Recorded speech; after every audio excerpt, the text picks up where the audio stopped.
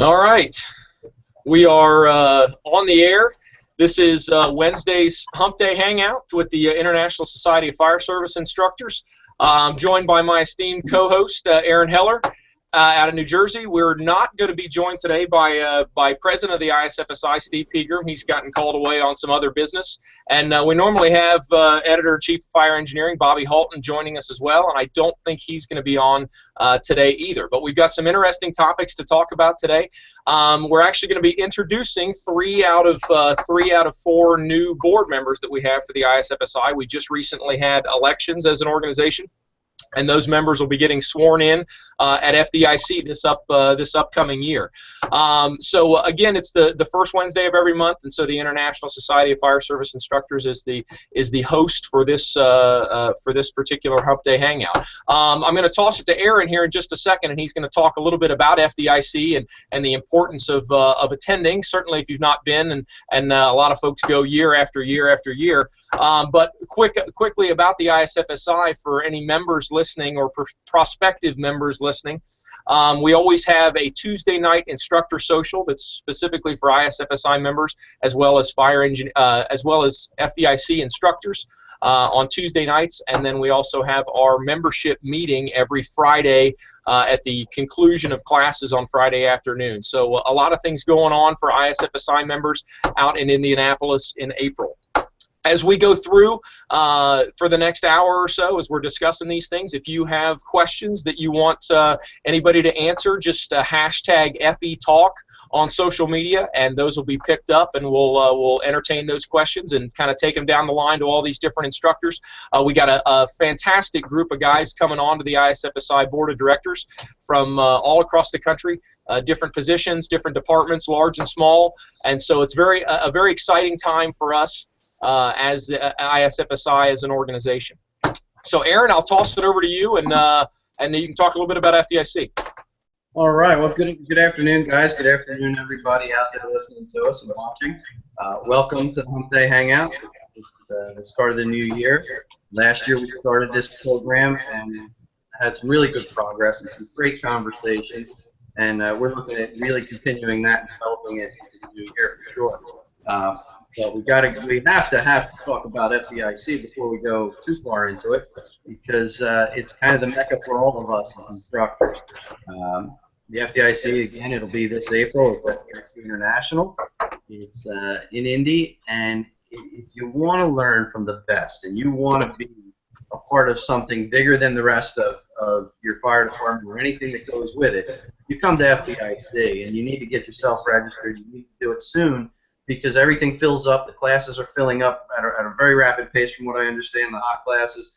The hotels are certainly going to fill up very quickly, and you want to get downtown as best you can. Get yourself in there. Get your fire department to sponsor you. If you have to pay your own way, it's worth it. I've been going since the first year that it moved to Indianapolis, which is, it's been, if I'm not mistaken, 95 or 96, and it's what makes careers, and what you will make the contacts for the rest of your career. Friends you will meet that you today and 10 years from now will be your dearest friends. And I can't say enough about the experience of it, the training level of it, and why you need to be there. So do all you can. All right. From there, we're going to talk today with the leaders of the IFSI. And the IFSI is an organization that is very prominent in our country today. It's what's starting to drive an awful lot of the training community in the United States. And these fellows that we're going to introduce you to and who are going to speak today are going to help steer that ship. So without further ado, we'll introduce everybody, the new members to the board.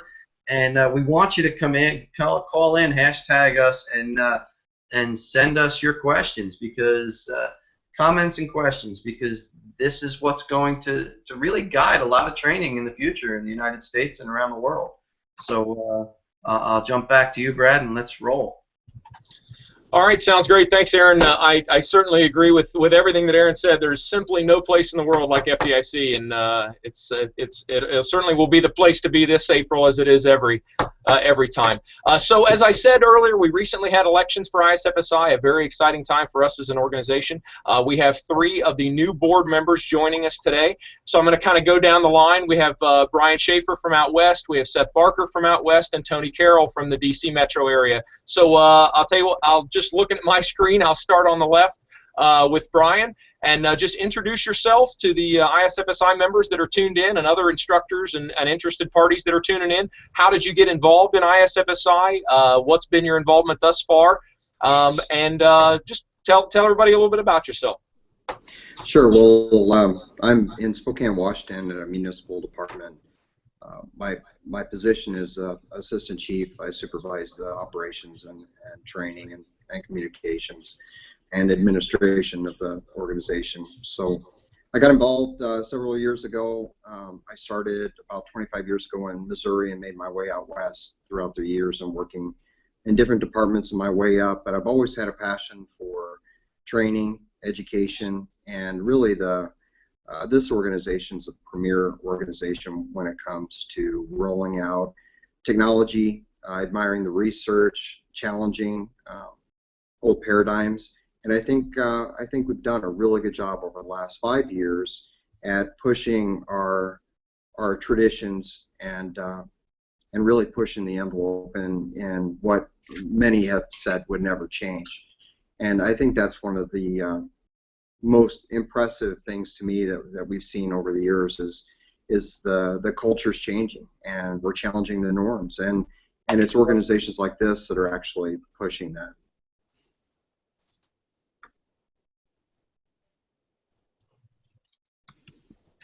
Excellent, Brian. Well, thank you very much, and welcome aboard. We're very happy to have you on the board, and look forward to picking your brain a little bit more in Indianapolis this year. So we'll go next to Seth Barker from Big Sky, Montana. Thanks, Brad. Yeah, like Brad said, Seth Barker. I work for a small little department in southwest Montana called the Big Sky Fire Department. As the crow flies, we're right outside Yellowstone National Park. We've got a pretty unique little demographic going there. We serve a bunch of resort-type areas, and we're kind of an island outside of itself with our nearest mutual aid partner being about 40 minutes away on a good day. So that has some challenges in itself. How I got involved with ISFSI was starting to go to believe it or not, to go to a Blue Card Command class where I met 5 instructors there within my class. It was one of those early classes a while ago, and they convinced me to go to FDIC. Kind of got brought into this fold at FDIC, really trying to look for that group of instructors that could mentor me, being a small kind of inbred fire department in the southwest corner. And I got invited to the ISFSI luncheon, and then I subsequently joined and met these 5 to 10 guys that have really kind of jump-started my career. I truly believe that ISFSI fold of instructors are the best of the best, and I really attach myself to a bunch of those guys, and that it's almost a daily thing that we email and text each other, asking each other training questions and SOPs, SOGs, and tactics and strategies, and kind of come up with what we think between the 5 to 10 of us what the best training is to move forward. And it's a great network of instructors, and I truly put all the weight on ISFSI to credit where I am today within my organization and where I am within the state. So I've been on the job for, I think this is my 16th year. I got promoted fairly young in my career to captain and then to training officer. And in that process, I was really the deer in the headlights, so to speak. I didn't have a lot of experience to fall back on. So this organization, along with FDIC, has really developed me as an instructor and as a company officer. Excellent, Seth. Well, I tell you what, you really hit the nail on the head with something that is near and dear to my heart, which is like-minded individuals, and that's what one of the neat things about the ISFSI, and really you find this in any kind of instructor group, and I've also found the same kind of dynamic when you go to Emmitsburg to classes and things like that. When you find a group of other firefighters that are into the job, and almost universally, almost without exception, instructors are guys that are really, really into it.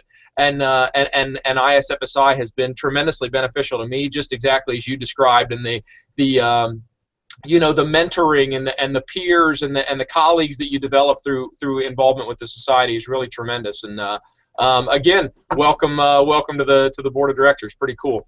Thank you. So we'll go to Tony Carroll out of Washington D.C. Fire. Good afternoon. My name is Tony Carroll. I'm currently a captain with the Washington D.C. Fire Department.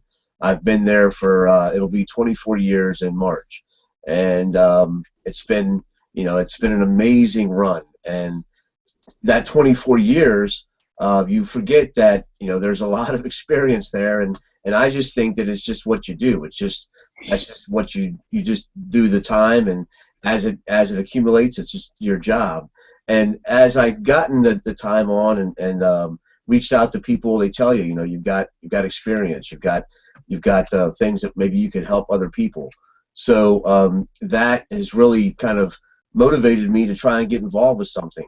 My contact with ISFSI, it was years ago. I met Eddie Buchanan. We did some work here in Virginia. I also volunteer in Northern Virginia, south of D.C., and I was active in the Virginia stuff. So I met Eddie. Eddie was big into ISFSI then. I did a prop shop thing.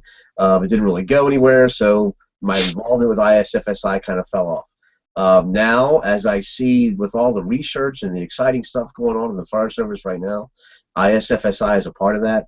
I wanted to be a part of that.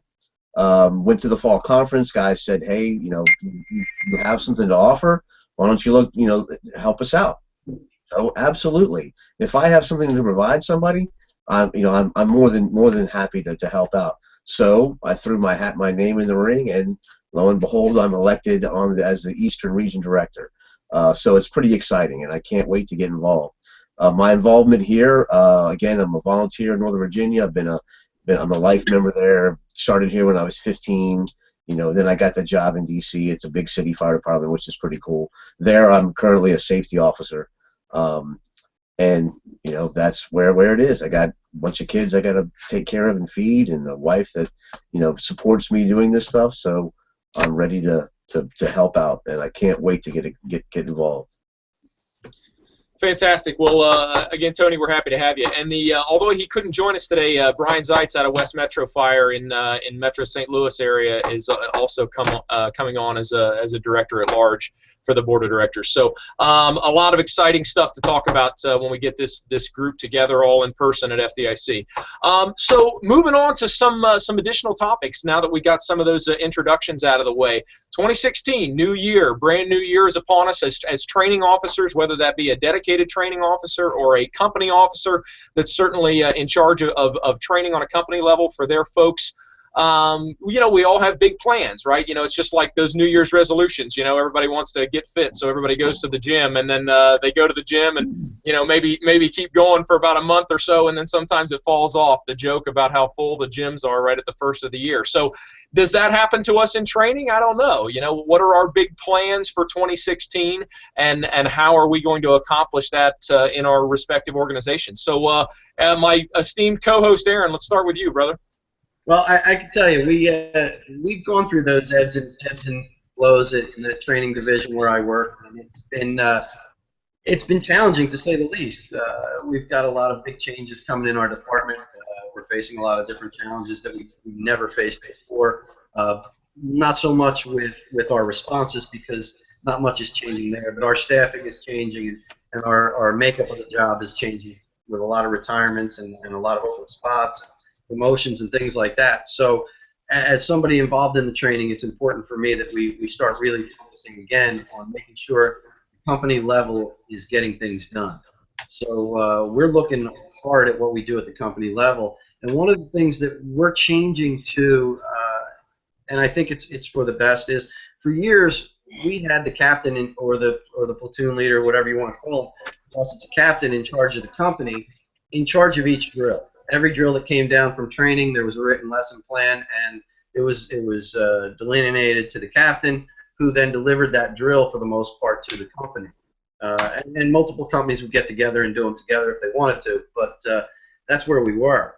One of the things that I found is that we needed to be more inclusive. So one of the things that we're going to do this year, and it just went out to the guys last week, is the drills are certainly going to be done. They're going to be overlooked a little bit more tightly because of so many new things going on. But we wanted that inclusion to be the guys. So the guys that are on the rig, excuse me, are very well versed in a lot of different topics. So our thought was, let's get them involved. Listen, I'm not the best ropes and knots guy in the world, but I have a guy that works for me who's outstanding and who should be better, you know, who, when I look at it, he's probably better at instructing it than I am, even though I hold the rank. So that's where we want that inclusion, and we feel that that's going to bring the guys in. It's going to give them that buy-in a little more. And we're going to do a lot more of that this year. So that's one of the big changes that I see in our place is not only are we allowing it, we're encouraging it, where I don't know that we really encouraged it so much. So that's a big deal. And then the other thing for us is we want to get more and more hands-on. We've always done quite a bit, but there's always been excuses why we couldn't do things, whether it was budget or something else. So now our goal is more and more hands-on. So that's where we're looking at. Those are our big plans for the new year. All right, excellent. Looks like Brian is maybe changing venues there in his building, so we'll come back to him. So let's jump over to Seth. What are the training calendar looking like? All right, Seth, we'll jump over to you, bro. Okay, so yeah, we've been we have a pretty unique situation with our we can almost we have a very driven group of firefighters and individuals that almost are pining for that change. We've been going down the road of a lot of fire within our organization and really embracing the science and embracing how that translates to the streets. And now we're really trying to force that whole training and context card of those skills and tasks that support that principles of modern fire attack kind of methodology. We're trying to really hone in on that combat-ready state of readiness, so to speak, and really be good at the basic skill level, so we can support the science behind these strategies and tactics. And what I mean by that is when a firefighter can be moving towards a structure and not worrying about his hose lay or not worrying about the thermal imagery. Those skills are coming automatic, so we can be looking at the big picture of what the actual fire behavior is doing within the given incident or the structure. So that's been our really big push lately within our organization. And again, I have a very unique demographic with it. My guys are training hungry. They want to go out and train more than anything. You know, we don't run a lot of structure fires being a small fire department, but what we do well, I think, is train hard and really kind of own the training, so to speak. So that's really what we're looking for, is that state of combat readiness, but more importantly, those tasks that support the strategies and tactics based on the fire behavior. All right, excellent. Brian, we'll kick back over your way. What are the big ticket training items in Spokane this year? Well, it's interesting that we're all having, we're having pretty similar problems. We're turning over about 50% of our department over the 3 years prior and the 3 years forward. So how do we develop that skill set, especially at the officer level? I mean, you know, the fundamentals, the day-to-day, the entry-level academy, that's really developed in our organization. But how do we develop that next generation of company officer? That is really what we've been focusing on the last 6 to 12 months. And the primary way that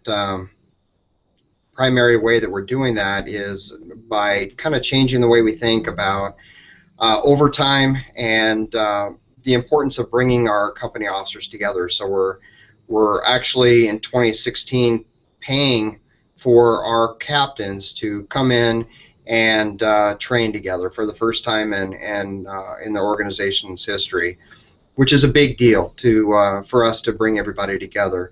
So we're going to be implementing the blue card system. We're going to be using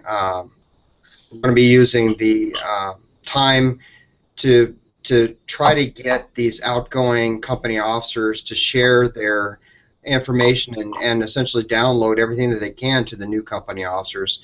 as well as 2 times per year we're going to implement our Officers Academy, which is the 3rd or 4th year of doing that, but never before have we seen this this young or this large of a turnover in our organization. So it's pretty, it's a pretty exciting time for us, and focusing on the leadership aspect as well as developing the skills and good decision-making capabilities of those officers is something I think that's completely new to us. I mean, our organization's been around since 1884, like many of yours are, and some of the traditions that we had back then we're still doing today. I like a lot of them, but the environment's changed, and we need to be on the edge of that envelope. Excellent. And I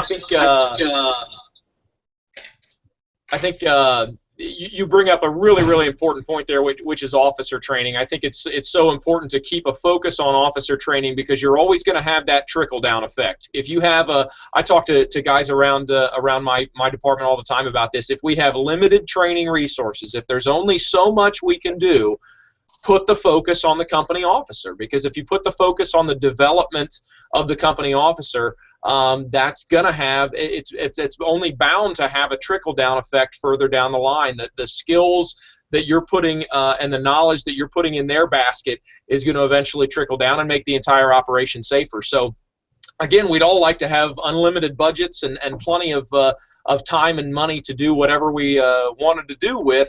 But if it gets tight, if staffing at your training division gets tight, or money gets tight, or whatever, it certainly has always made sense to me to put a primary focus on officer development, for the sole reason that that's hopefully going to have some type of a trickle-down effect as as that officer then mentors and trains their younger members. So, Tony, what's up your way for training in 2016? A couple things. With the DC Fire Department, our emphasis right now needs to be able to provide the guys the time to drill. Our runs, we just went over last year. We did over 200,000 runs, and the guys are slammed with EMS calls every day, so they can't get the time to go out of service and do some basic drills. So the new chief, we got a new chief. He came in from Seattle, and we're waiting for him to unveil some plans. But he has said that we need to get the responses less, if we can give private ambulances and things like that, so that we can give these guys the time back to train. Hopefully that'll happen. Until then, hopefully our training academy will work on some back to basics. We're seeing some engine company skills that are lacking and may need some work. So that's a big push again, to try and figure out how they can reduce the runs to give these guys the time to be able to do some company drills, because those are really the best ones. Also, officer development. We have a simulation lab. It needs some work. So I'm reaching out to some people to hopefully get that going. Again, our officers, we're seeing some ICS issues on scenes. We're seeing a lot of talk on radio. So hopefully we can get into the lab and run through a lot of scenarios, so we don't have to do a lot of that talking, and guys can work through some incidents through these simulations. The volunteers, we need to really get some time to train. We have a lot of demands for EMS training, and that seems to be taking a bulk of the work. We need to slice out some time to do some firefighting training, and it's just tough. With every day you turn around, we get a new cot.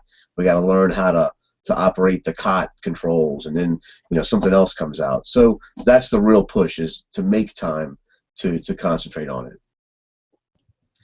Okay, excellent. So we're slowly approaching our halfway point here. Just as a reminder, keep in mind that this is the ISFSI first Wednesday of the month, Humpday Hangout. I'm Brad French, and my co-host Aaron Heller, and we're joined by Brian Schaefer, Seth Barker, and Tony Carroll, our newly elected ISFSI board members. Keep your questions coming with the hashtag FE Talk. I know we got, I think we've gotten at least one on a hashtag question. We'll get to that in just a second. But moving on, I want to touch another thing before we address that question. We got a question coming in a little bit about some of the principles of modern fire attack stuff, and I have absolutely happy to talk about that and address that stuff. But I want to cover a couple of the topics that we wanted to do from the outset here.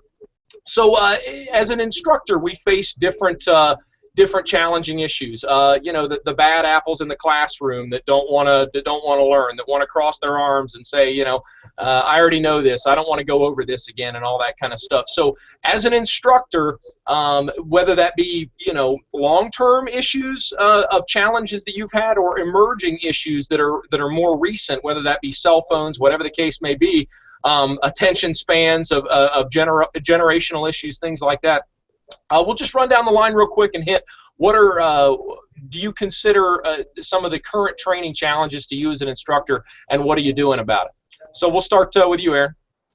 Well, I think that we've got a few challenges, and since we're talking ISFSI, I think we can start with the fact that there are so many varying opinions. There's so much back and forth debate, you know, about modern fire attack, and about the buildings, and about the studies, and so forth and so on. And there's so many things that are being misconstrued, both purposely and by accident by people, that I'm even seeing it here. And I can tell you that we are a traditional Northeast fire department. So, it may be easier to tell modern fire attack to some. Here it's not as easy. So that's been coming back and forth with us. So I think that's going to be a big challenge for us, is we have to address what's being developed, in addition to what we're continually doing and what we know works for us.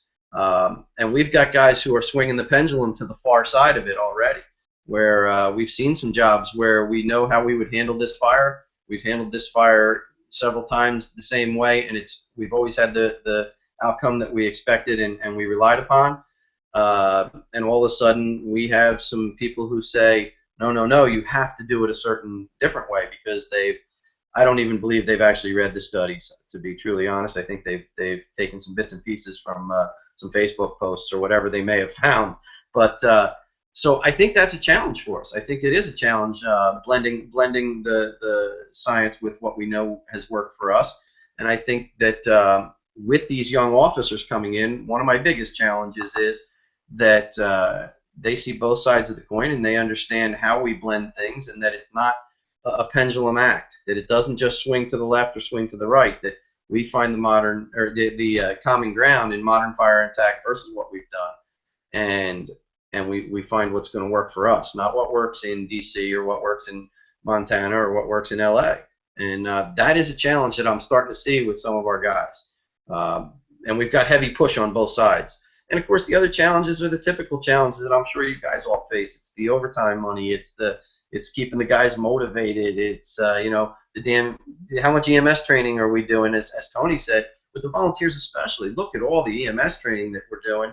Yet, because that does encompass a huge majority of our job, but in my case, most of our injuries haven't happened on EMS calls. So trying to balance that is very interesting, and I think that's going to be a bigger challenge for us as we go forward. So. All right, excellent. I'll tell you, Aaron, since you brought it up, I might as well go ahead and address. I had to take a second there and look up what the FE Talk question was coming in from a gentleman named Sean Donovan. He says smoke inhalation is the cause of death in 75% of firefighter fatalities. 2-to-1 versus burn. How does ISFSI claim increased victim survivability by reducing temperatures? What are the criteria for survivability, and how was it measured? And what we need to understand when we talk about the ISFSI, when we talk about the principles of modern fire attack program, first and foremost, the ISFSI as an organization was in a position to package together a training delivery program based on the UL and NIST studies.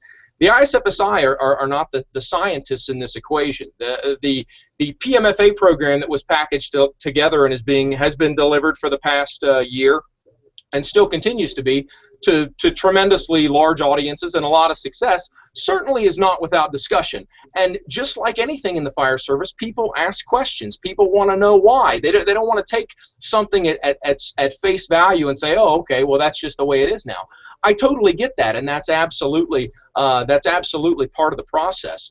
But one of the things that I think people need to keep in mind on the internet, on the blogs and the Facebook comments, and I read that stuff all the time, every day, day in and day out, is that people have the misconception that the UL and the NIST studies and the instructional packaging of the Principles of Modern Fire Attack program that's being delivered by ISFSI is a compression of tactical options on the fire ground. And it's absolutely the opposite of that. There is nobody that's teaching the Principles of Modern Fire Attack program. I'm one of the instructors. Seth Barker, that's on the Hangout today, is another.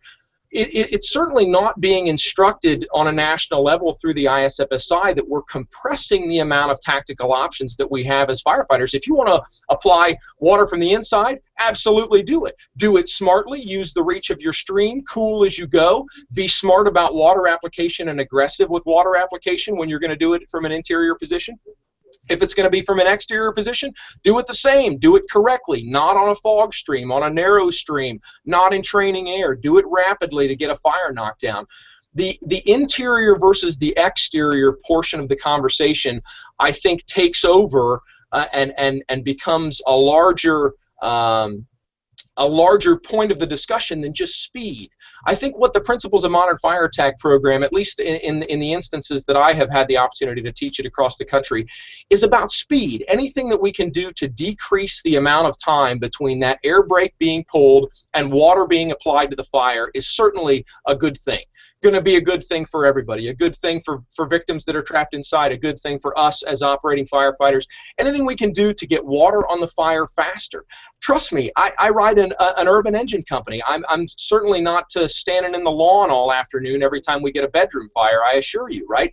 That doesn't mean, and the PMFA program has never instructed that water always be applied from the exterior. That's certainly a misnomer, and I don't mean to take over this conversation with this issue, but it's certainly something that deserves to be talked about. So keep in mind, as far as to answer that question, that would probably be a question that would be more for UL or NIST and the studies. And one of our board members that's coming on board, Tony Carroll, and I'll even kick this to him for a bit if he would like to address it, is the fire stream study that's coming up. All the answers aren't known. All the answers aren't known. There's going to be more studies coming through UL, and I certainly don't speak for UL or Steve Kerber or any of that, any of those folks. But this upcoming study is absolutely going to be important. It's going to study streams, air entrainment, humidity effects, and all kinds of stuff. And so, no, absolutely not. The answers are not all there. The answers are not all known. But the concept of the PMFA program has been not to preach exterior water versus interior water. Far from it. I've taught the program plenty of times myself.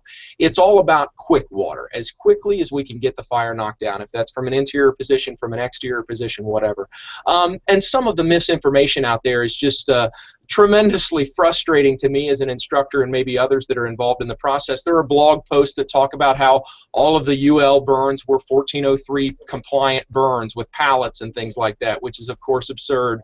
And another post I read the other day on a Facebook comment that there was nothing in the houses, no fuel load or anything like that, and that's unrealistic. And so you've got to quantify or qualify, I should say, the opinions of some that are really outwardly speaking against the stuff. And just as Aaron said, you also have to be just as weary of those that are trying to push the pendulum in the opposite direction and preach exterior water every time.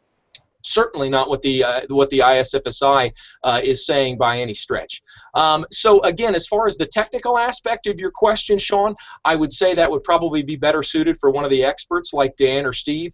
But as far as the PMFA program goes, you know, we're basing the program on the science that UL and NIST has provided to us and have kind of packaged that into a program. So don't be under the misconception that the PMFA program is trying to twist the needle of the fire service in any extreme direction, one way or the other. So anyway, I apologize for that hijack of the conversation for a short period of time. I will kick it to Tony if he wants to follow up on that at all, and then we'll kind of get back into the groove. Yeah, this is something that that Mr. Donovan has hit me up before offline, and I'm going to research and find, you know, an exact study that tells us that happens. But from the face value of that, absolutely, right? We know that putting water in the room reduces the temperature. That should increase victim survivability. If they didn't die from the smoke inhalation and they're dying from burns, the temperature reduction is going to help with the burns. One of the things too with the new study, we've been pretty active. We had they did some air entrainment tests in Delaware County outside of Philadelphia at the building there. That showed a lot of information, whether it was how much air it can move, all the different types of streams, the solid bore, a straight stream from a combination nozzle, a fog nozzle at 30 degrees, and those kinds of things. It moves a lot of air, and I think they got some surprising results of how much it can move. I went to Chicago earlier or in December. I went to Chicago where they were doing some water mapping stuff.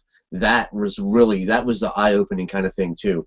And they're not ready to talk about the results of that. But from my standpoint, again, not being a scientist, being a fireman, watching this stuff, we came away with some stuff that's definitely going to add to us and be, you know, good information for our officers to use and firefighters to use when we're deciding on what tactic to use.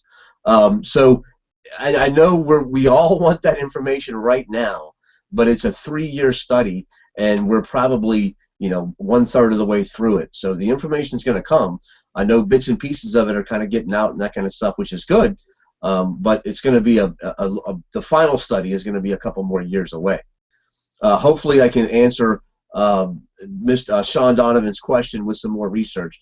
But I mean, from face value, I think it makes sense that if you reduce the temperatures, it's going to be better for our victims inside. Certainly, thanks, Tony. And again, I certainly the fire service as a whole, we're all looking forward to the next round of studies up there and the information that comes out of that. So let's kind of get back into the groove a little bit. I want to kick it back to Brian and talk about some of the challenges you have faced as an instructor and how you dealt with them. Well, you know, the common theme here, or one of the common themes that I've heard so far, is this new generation in technology and Facebook. Facebook and social media has really changed how we approach our jobs and in the training division, and especially with as many new people as we have, they're seeing things and they're putting it into play without really running it by anybody. They're convincing a siloed station of doing business one way, and to be, you know, honest, in our organization we have 8 battalions, 8 battalion chiefs, and there's 8 different ways of doing things. That's my biggest struggle right now, because I've got half of the BCs that are on board with the research, and I've got half that refuse to change and they're not on board.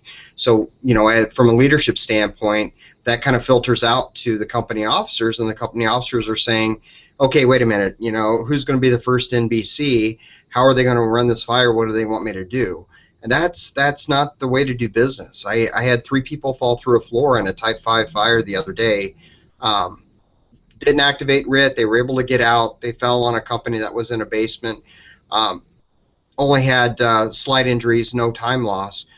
But that's an illustration, for me at least, of a pretty serious near miss, that we've got to get our arms around this. And it all starts with training, and really overtraining. It's that leadership issue. So we've got to somehow corral that innate desire that the people coming in have to learn, with opportunities. The company officers need to engage them, and they need to have that direction from the leadership of this is how we do business, but not just that, also why this is how we do business, and develop a communication path so that they can feel comfortable asking and not just freelancing and doing things differently. That's, from my perspective, that's the toughest thing that we're dealing with. We have all the same problems that everybody else does. We've got people carrying cell phones, you know, using them during training events, and you know, the normal stuff. In my generation, it was, you know, people falling asleep during those stupid slide carousels, and it's it's no different. You know, those type of challenges with being an instructor are going to be inherent regardless of where you are or what you're doing. But really, from an organizational sense and from an industry, we've got to get everybody on the same page. And I know that's easier said than done. Yeah, that's certainly an interesting point that Brian brings up there, especially in a large organization. Trying to get everybody trained by the same speed of music is certainly a challenge for training officers. Seth, let's go to you. What's some of your biggest training challenges right now you're addressing? Thanks. I think that retention is kind of our biggest challenge moving forward. We get kind of mode of training the basics, specialized, something like that, and not always that firefighter next thing we kind of lose sight of the foundation. And more importantly, go down that wormhole of what's the next thing. Well, I saw on yesterday, or I saw on fire engineering yesterday, and then we end up having this discussion that wastes time of, well, we are not FDNY, we are Big Sky Fire, and this is how we're going to do business. So coming up with that 1 to 3 year plan, I'm going to give some props to Chief Drew Smith and Chief Forrest Reeder here, is that they've kind of come up with this plan capturing Gordon Graham style of those low frequency, high risk skills, and really incorporating that type of methodology within your training plan, or that 1 to 3 year plan. So those low frequency, high risk skills are captured every year, and those high frequency, low risk skills are captured every 3 years. And that really kind of cleans up your whole training program, at least from my perspective. So we're talking about fire extinguishers, for example, every 3 years, and we're talking about head first bailouts every year, and really trying to hit all the stuff in the process and making sure our guys are retaining that. If I could speak to a little bit about that, different battalions, different training, different fire departments within your organization. What works great, what's worked well for us from a training perspective is the ownership is on the company officer level. And what I mean by that is that company officer who's ultimately delivering the training owns that training and owns his crew. So when there is a mistake or when there is a low performance standard viewed, that company officer is accountable. It's not the guys that were saying they were unwilling to conform. And the company officers are trained by the training officer, which is a more of a group or peer-to-peer development of the curriculum. And that way you have 100% buy-in from the top moving down, so by the time it hits that entry-level firefighter, it's what the captain's preaching, it's what the training officer's preaching, it's what the fire chief's preaching. So it's extraordinarily powerful for us. But again, I think from a 2016 challenges in the training, that retention piece is probably my biggest thing out there. Excellent. Tony, we'll kick it over to you. Biggest challenge facing you as an instructor right now? I think, again, I mentioned earlier that we're finding time. It's all about the time to invest and not wasting people's time as an instructor, making sure we're giving them the right information and the correct information, making sure that they get the right skills and tactics and can do those things. So we're not just going to waste their time bringing them in and doing a checkbox. Okay, they got this.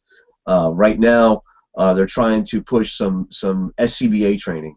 I know OSHA, NFPA says you should have every year you should have a recertify in SCBA. We really haven't done that. So this year they're trying to push an operations division. Everybody come down for some SCBA stuff. Again, if we're going to do this, let's make sure that we give them the right stuff. That if we get them down there for 4 hours, we fill them up with 4 hours of good stuff, not just taking them through and checking a box that they got their SCBA training. So I think, again, getting the time and then maximizing the use of that time is the biggest challenge that I see from as a training officer, as an instructor, and also as a part of the fire department with trying to see what's the best use of how we can make sure our guys get trained. Yeah, that's a fantastic point, Tony. Maximizing the time that we do have available. So, what if what do you wish as an instructor that you were doing more of? If you had a magic wand that you could wave as an instructor, and I want to devote more time to this topic, if all bets are off, what would you devote more time to, and why? Aaron, let's start with you. Well, I think for us, we started doing it, so I'm not as behind the eight ball as I had been. But my whole goal was to devote more time to the basics of stretching and operating. I work on an engine that basically it's a squad company, although we don't call it that. So my guys had to get better at stretching and operating, and under adverse conditions, long stretches, leader lines, tenement lines, things like that. Our guys can stretch a pre-connect to the front door and do just a fine job. But when you get the fire in the middle of the store, or you get the fire on the loading dock, or things like that, I don't think that we were as confident as we thought we were. So that was something that we had to push on, and that's something that we're going to continue to push all year. More of our stuff that's geared to the fire ground and a little bit away from the EMS stuff, a little bit away from some of the other things. We're part of a SOC unit, so we're very busy with doing our rope work. We just got a new manual out this year. It just printed yesterday, actually. So we're going to be spending a lot of SOC time, the way it looks to me, for the new year, and that takes a lot of time, and it takes a lot of energy from the guys who are really sharp at SOC. So for us, that's going to be part of it. And then we'll talk about, before we end this, I'd like to talk just a little bit more about the study and the studies and where we are, because it's affecting each of our departments greatly. And I know it's a topic for further discussion later as we go through the year. But a couple things hit me about it as the guys were talking. But really, it's getting things done that are dangerous, but have a very good potential of happening in your first do or your second do. And that's something that I found we overlooked when we were worried about our AED training, or we were worried about our bloodborne pathogen training, or we were worried about even doing ladder bailouts and things like that. Yeah, we need to get that stuff done. But if you can't stretch the line, if you can't throw the ladder, if you can't recognize what you're approaching, the rest of it really is kind of germane to the conversation, really. So that's kind of where I'm at. Yeah, excellent. It's hard to make an argument against focusing on the basics. I mean, that's it. That's why they're the basics, right? So we'll go through, and then Aaron, we'll run back down the line one more time, and I'd love to get your final thoughts on the studies, whatever you had on your mind with that. Yeah. So Brian, what do you wish you were doing more of? Well, you know what? I kind of got smacked in the face the other day with those three members going through the floor, and kind of made us reflect internally on a focus that we had 4 or 5 years ago. We got a Schaefer grant, or not a Schaefer, but a AFG grant for bailout equipment. We had a really big emphasis about 5 years ago on self-rescue and survival, and since then we've hired about 40 people. Well, we had 3 members go through and went back and looked at the bigger picture, and those people didn't have that training. We somehow need to integrate or replicate that training on a more consistent cycle. Like you mentioned before, that remembering, or that ability to recall those low-frequency, high-risk events without substantial training every year or every 4 months or twice a year, you can't have an expectation that it's going to be there when you need it. And we kind of had that close call, kind of learned a lot of things, and our big push isn't just going to be firefighter survival for 2016, but also a sustainable plan to reinforce that at every level of the organization, so they're prepared, because it's an eventuality that we're going to have something like that happen again, and we want to be better prepared for it. Absolutely. Seth? Well, I think if I had it my way, I'd obviously do live fire burn training every day. But I think that's very unrealistic. But what I would like to do, or like to see, is put everybody in everyone else's roles. And what I mean by that is having your acting captain step up to that captain level, and have your step up driver drive, and have everybody share each other's roles for that first 10 minutes so everybody understands and recognizes what everybody's going through. Because being really good at your job in that first 10 minutes, that's us, right? Everything after that 10 minutes is kind of support work, if you will. But that first 10 minutes is critical, and having everybody understand all the way up to that company officer level, to that battalion level, and that chief level, and recognizing what it means from a strategic point all the way down to that task point and everything in between. So you can jump in and fill the voids when you recognize that those holes are there within the incident. So I think magic wand waving is having everybody truly understand everybody's jobs, yet still be really good at their own job to fill in kind of those cracks, if you will, within the organization or within the fireground operation. That's an excellent philosophy, and certainly that would not only leads to mutual respect and understanding between different positions, but just a smoother operation when everybody can step in and fill the different slots and things like that. So excellent, Tony. What do you wish you were doing more of? Physical fitness. I think that we've all done the, and I personally I do a social media campaign with DC Fire Mayday Mondays. Every Monday I send out a tip, a firefighter survival rescue tip, and that's great. I mean, I like doing it. But the number one killer is heart disease, heart issues, not heart disease, but some kind of heart issue. So if I had the time, it would be to drag the guys in and do some physical fitness. They're obviously not doing it on their days off, which is frustrating because we get paid and the volunteer guys, they don't get paid, but they have time. They should see the value in this. And with all the stuff that's going on with the gear that we wear, with the stress, with the lack of sleep, things like that, all those things add up to being stress on our firefighter body. And the fitness has to take lead. And if we had time, that's something that if we had a 2-hour class, perhaps an hour of it could be physical fitness and the other hour could be the skill. But I think that has to be somehow a priority with the job.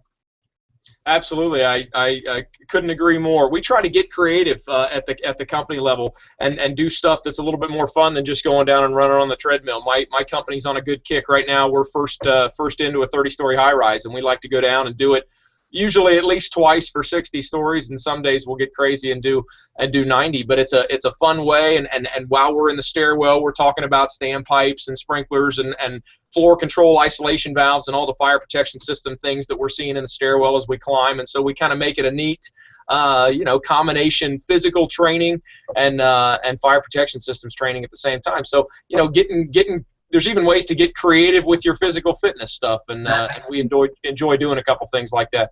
Go ahead. The key. That's got to be the key, I guess, so that they don't know that they're doing physical fitness. Right. The other problem too is, and again, I see benefit. I can see a benefit for Facebook and Twitter and things like that, but it's also killing us because I got guys on our job who are showing their picture of their dinner, and it's horrible. It was a horrible dinner that they ate, but they're posting that and they get 100 likes. But if they post a picture of them training, they don't get anything. Or a guy will throw something out there and say, hey, how about your, what are you doing today for drill? But they don't get anything. What are you having for dinner? They get all kinds of stuff. So somehow we have to, we're not getting the right message out to our guys. The physical fitness, the cancer thing, but even more so the cancer, it's that right now it's the heart thing. Good. Excellent. So we've had a couple of questions coming in on the FE Talk hashtag. One of them was, let me find it. No matter what we teach, we need some sort of validation of what we teach. How do you validate what you teach as an instructor? How do we know that we're teaching the right thing? Aaron, what are your thoughts? Well, I think we have to gauge it in a couple different ways. One way is through the training itself. Are they meeting the JPRs that we set forth? With each drill that we put out, there's got to be JPRs. Is it the company officer's job? Is it the battalion's job? Is it the chief's job to make sure that they truly do meet the performance requirements that we want them to be able to meet, whether we benchmark it during the drill, whether we benchmark it a week later when we test them on it, or whether we're doing kind of a mental benchmarking when we see them on scenes, which that's kind of difficult because what you see with that is down the road we may not get we might not practice that skill or put that skill to use for a month or 2 months or 3 months. So I think JPRs are the way in which we do it. Obviously, we can do testing. We can do pro boards testing. We can do NFPA style testing that you would find in a 1001 or 1002 class. But there again, to me, I want to see them do it. I want to see them throw that ladder. I want to see them pull a set of rescue tools off, connect them, and go to work with them. So I think that's how I validate what goes on in my firehouse. If I find that I've got a guy who I don't feel is doing it the way it should be, we're going to get back out on the engine room floor, and we're going to do it until we get it right, and and the old saying goes, until we can't get it wrong. Now the problem is we don't all have time to do that with everybody, and that's where a good company officer juggles it. Just because we had dinner doesn't mean now we sit on recliners the rest of the night and watch TV. If there's all the work is done and we're comfortable and everything's great, okay, relax and chill out for a little bit. But if there's work to be done, we got to keep doing it. I get these guys for 24 hours at a time, and we work, the best part-time job in the world. We work at 24/72. So I really only got them twice a week, and so you try to maximize it that way. But that's how I would validate it, truly through the JPRs. Excellent, excellent. Anybody else? Any of the other three of you want to jump on that? How you validate your training? How do you know that what you're teaching is the right thing? Anybody? I think, and I hate to say that we have to let them be successful, but they have to be successful. I remember doing a lot of Mayday or firefighter rescue training where the final thing is a scenario, and it beats them up. It beats them up, and they somehow don't finish the drill, so they leave there feeling broken or beaten, like they can't do it. So if you can build through the scenarios, build some success, so they're going to listen to you. Again, tech rescue training is a great one. I think that shows that where I tell them and say that, look, they finish a drill, they can finish the skill that you gave them, and the answer is, well, you listen to the instructor, you listen to us, and you listen to us how to do it. Well, if we do the same thing with the firefighting skills, and they see at the end of it that what you're telling them is the correct way to do it, that's the way to build validation. I mean, do we go to validate it by some kind of IFSAC or pro board or something like that? No, we can't. So we need to validate it by it working, by it actually working. All right, excellent. Well, guys, we are getting close to the end here. Just a couple of minutes left. I'd like to just very briefly go down the line and get some final thoughts on our way out today. Aaron? All right. Well, first off, I really enjoyed meeting some new guys and sharing some conversation, and I think this is another great. Unfortunately, it's only an hour. Couple things to just bring back was, we talked a lot about the studies. We talked a lot about IFSI's role in this, and my point is very clear that I feel I've been in the training business a long time. I actually own a side training company for the last 10 years. I've traveled around the world teaching. And what I found with the latest bits of information that are coming out, two things. One is I think that my own mind and my own ideas on it will be much clearer when we have the results of that interior stream study. That I think that is very, very important. And I think that I understand IFSI's need to release the program that's currently out. And I think that there's some positives to that. But it could have been a little premature, because the problem we have is there's guys who are hijacking the studies, and they're hijacking your program. And those who haven't been able to get a foothold in their area or in the training community or wherever are using this as their stepping stone. And I've seen it, and I think a lot of people have seen it. And it's sad, because it's not used for that. It's to make our jobs better and safer, and in the end, make it better for those that we swore to protect. So that's where I am with it. And something that Brian brought up early in our talk was about our officers' experience and the traditions. And yeah, we can't rely on 200-year-old traditions solely, but we can't forget them. And Brian said that we need to integrate these things, and that's absolutely what we need to do. That I've said this in many of our things here. The pendulum swings to the left or the pendulum swings to the right, just like in politics today, which is really scary. We need to find the middle ground, and it all comes together.